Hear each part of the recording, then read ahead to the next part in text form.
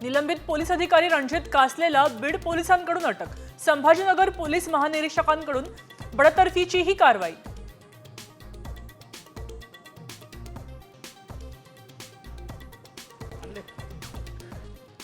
मुंबई ठाणे वगळता युती होणं अवघड, पुण्यातल्या मेळाव्यात नीलम गोऱ्हेंचं मोठं विधान।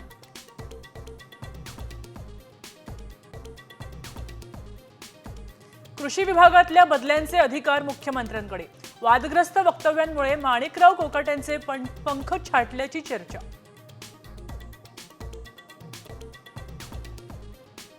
नाशिकमध्ये भाजप युवा मोर्चाचं काँग्रेस विरोधात आंदोलन, भ्रष्टाचारी नेत्यांना अटक करण्याचीही मागणी। छत्रपती संभाजीनगर शहरातील पाणी प्रश्नावरून ठाकरे गट आक्रमक, रस्त्यांवर तोरण बांधत रास्ता रोको आंदोलन।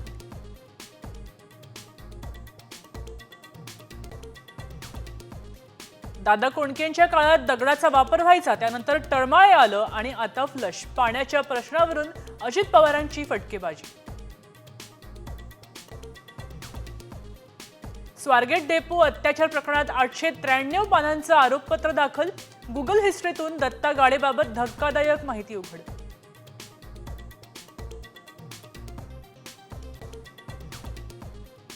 राज्यसेवा मुख्य परीक्षेच्या तारखांमध्ये बदल, परीक्षा 1 महिना लांबणीवर, महाराष्ट्र लोकसेवा आयोगाकडून नवं वेळापत्रक जाहीर।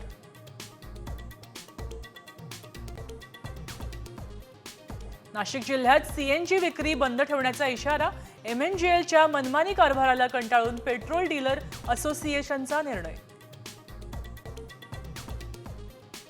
समृद्धीवरून मे पासून जा सुसाट, मुंबई ते नागपूर केवळ 8 तासांचा प्रवास।